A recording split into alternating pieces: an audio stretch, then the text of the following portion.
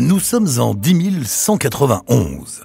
L'univers connu est composé d'une myriade de planètes et il est dirigé par un empereur que l'on nomme le Padishah. Le Padishah de l'époque qui nous intéresse, c'est Shaddam IV. Pour la petite histoire, sachez donc qu'il a pris le pouvoir en assassinant son père Elrond IX en l'empoisonnant. Chaque planète de l'Empire est gouvernée par une famille qui fait allégeance à l'empereur. C'est une structure féodale, comme chez nous au Moyen-Âge. Pour voyager d'une planète à l'autre, il faut embarquer dans un vaisseau spatial piloté par un navigateur. Ces vaisseaux sont immenses et transportent les vaisseaux plus petits qui eux-mêmes transportent les voyageurs et les marchandises. C'est grâce à eux qu'un lien existe entre tous ces mondes, c'est grâce à eux que l'Empire lui-même existe. Podcast Story. Les voyages se font à une vitesse transluminique, autrement dit à une vitesse supérieure à la vitesse de la lumière. Ils sont propulsés par des générateurs hyper puissants, les fameux générateurs Holtzmann. Or, pour voyager à une telle vitesse, il faut pouvoir tracer une route qui évitera les obstacles à venir. Des astéroïdes qui se baladent, des planètes en mouvement, des étoiles, des météorites. Et pour voir ces obstacles, savoir où et quand ils passeront, il n'y a pas 36 solutions. Il faut voir l'avenir. Et pour voir l'avenir, les navigateurs consomment une drogue que l'on nomme l'épice. L'épice permet aussi d'augmenter sérieusement son espérance de vie. Les navigateurs sont donc des êtres prescients et quasi immortels. Au départ, ce sont des hommes comme les autres, des êtres humains, mais à force de consommer de l'épice, ils se sont transformés et ressemblent désormais à des sortes de mutants, un mélange entre l'homme et le poisson. Ils vivent en permanence dans une cuve de gaz, du gaz d'épice, et ne quittent pratiquement jamais leur vaisseau.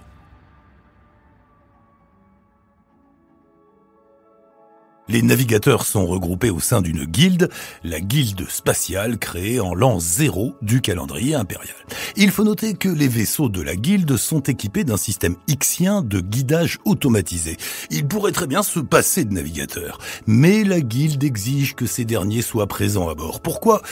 Eh bien pour qu'un être humain, même bourré d'épices, soit aux commandes, pour éviter aux hommes de dépendre entièrement des machines. Il faut faire ici une petite parenthèse historique. Dans le passé, les hommes ont créé des machines pensantes à partir de l'intelligence artificielle, l'IA. Mais ces machines ont tenté de prendre le pouvoir et une guerre s'est déroulée entre les hommes et les machines. Les hommes ont fini par gagner la guerre lors d'une célèbre bataille, la bataille de Corinne, mais depuis, les machines pensantes sont interdites. C'est un tabou du Nouvel Empire, né à la suite de la guerre, un tabou illustré par ce célèbre adage « Tu ne feras point de machine à l'esprit de l'homme semblable ». Les ordinateurs sont remplacés par des êtres humains sélectionnés et formés, ce sont les mantas. Bon, vous me suivez là ? Nous avons le décor, un empire, des centaines de planètes dirigées chacune par une famille et des voyages interstellaires rendus possibles grâce à un ingrédient, l'épice. Et où trouve-t-on cette fameuse épice indispensable à l'harmonie de l'Empire ? Uniquement sur une planète, Dune. Nous y sommes. Dune est le nom donné à une planète de sable qui se nomme en réalité Arrakis. C'est un désert. Vous voyez le Sahara, les dunes à l'infini, pas d'eau, une chaleur écrasante, un endroit invivable. Eh bien Dune, c'est ça sur toute une planète. Donc normalement, personne ne devrait s'intéresser à un endroit pareil, sauf que, sur Dune, vivent les redoutables vers des sables. Ce sont des vers comme des vers de terre, mais géants. Et quand je dis géants, c'est géant. Les plus grands peuvent faire plusieurs kilomètres de long. Les vers de sable se nourrissent de plancton, le plancton de sable. Des créatures microscopiques qui peuvent cependant grandir et deviennent alors des sortes de poissons, les truites de sable, qui elles-mêmes en grandissant deviennent des vers.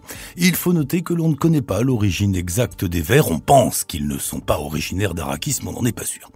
Les vers mangent donc le plancton et produisent des déjections, et ces déjections, c'est l'épice. L'épice est une poudre, elle dégage une forte odeur de cannelle et change de couleur, elle peut être bleue, violette ou brune un peu rouge. Elle a donc un pouvoir hallucinogène qui permet d'avoir des visions de l'avenir, mais pas que. L'épice développe aussi des facultés intellectuelles, on comprend, on analyse et on crée mieux. Bref, l'épice, c'est la drogue parfaite.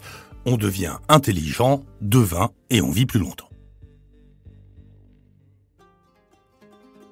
En plus des Vers, Dune est aussi habitée par les Fremen, le peuple des sables. Si la planète est un Sahara géant, les Fremen en sont les Touaregs. Ils survivent dans cet univers on ne peut plus inhospitalier grâce à des distilles. Ce sont des combinaisons qui recyclent l'eau utilisée par le corps, mais toute l'eau, la sueur, l'urine et même le souffle. Les distilles permettent de ne perdre que l'équivalent d'un dé à coudre d'eau par jour. Les Fremen considèrent les Vers des sables comme des créatures sacrées, presque des dieux. Ils consomment de l'épice depuis toujours et vivent dans des grottes.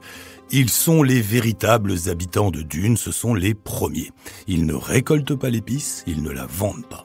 Les Fremen vivent aussi dans l'attente d'un sauveur, un messie qui les guidera vers un avenir meilleur. C'est du moins une croyance venue d'une très ancienne prophétie. Afin d'assurer la pérennité des voyages intergalactiques, l'empereur garantit la production de l'épice en la confiant à une seule famille qui en a la responsabilité et bien sûr qui se verse une commission confortable. Or donc, cette année-là, en 10191, l'empereur décide de donner le contrôle d'Arrakis à une nouvelle famille, la famille Atréide, dirigée par le duc Leto. Les Atréides remplacent les Harkonnen du baron Harkonnen qui a mené sur Dune une véritable guerre coloniale. Il tue les autochtones, les Fremen, et les repousse au fin fond du désert pour exploiter l'épice tranquillement. Le duc Leto, lui, a une autre approche. Il compte bien collaborer avec les Fremen au lieu de les tuer. On pourrait dire que le baron Harkonnen est un impérialiste, tandis que le duc Leto est un humaniste.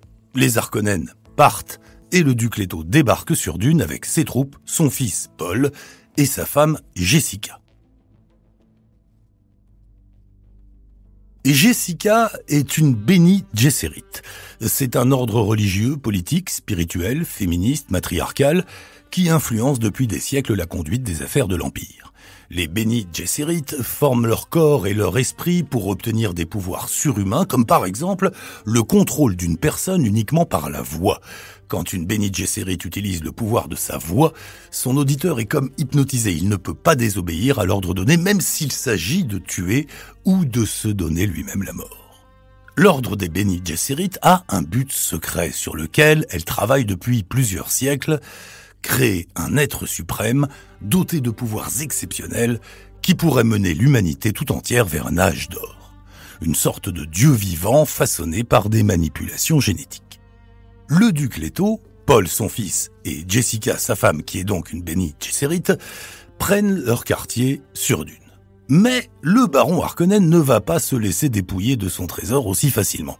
D'autant qu'il semble bien que la nomination du duc Leto pour le remplacer soit en fait un piège fomenté par l'empereur lui-même pour se débarrasser du duc, ce dernier exerçant une influence politique sur les affaires de l'Empire qui commence à déranger l'empereur.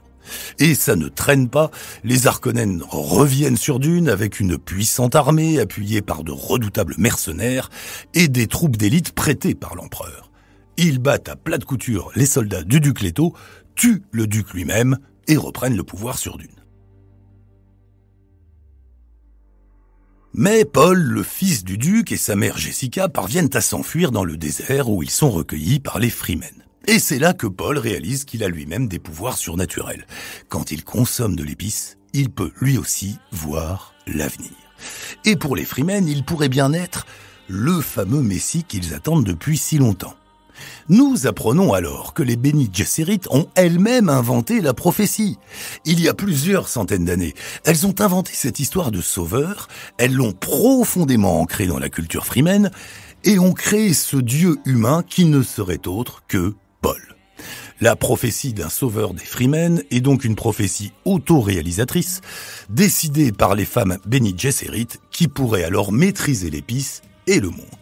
Et effectivement, Paul devient le leader des Fremen.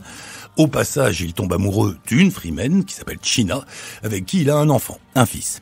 Il gagne son trône en domptant un ver, ce que savent faire les Fremen, qui peuvent voyager sur le dos d'un ver et le transformer en arme. À la tête de son armée de Fremen et de vers, Paul va chasser les Harkonnen et étendre la guerre à tout l'Empire pour, in fine, devenir lui-même empereur. Mais une fois tout puissant, Paul semble transformé par le pouvoir et pourrait bien devenir à son tour un redoutable dictateur. On peut dire que Paul risque de passer du côté obscur.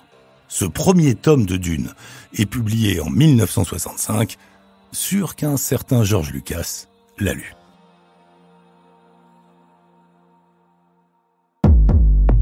Podcast Story. On a tous une histoire à écouter. Ne manquez aucun épisode de Podcast Story. Abonnez-vous et mettez 5 étoiles sur Podcast Addict, Amazon Music ou Spotify.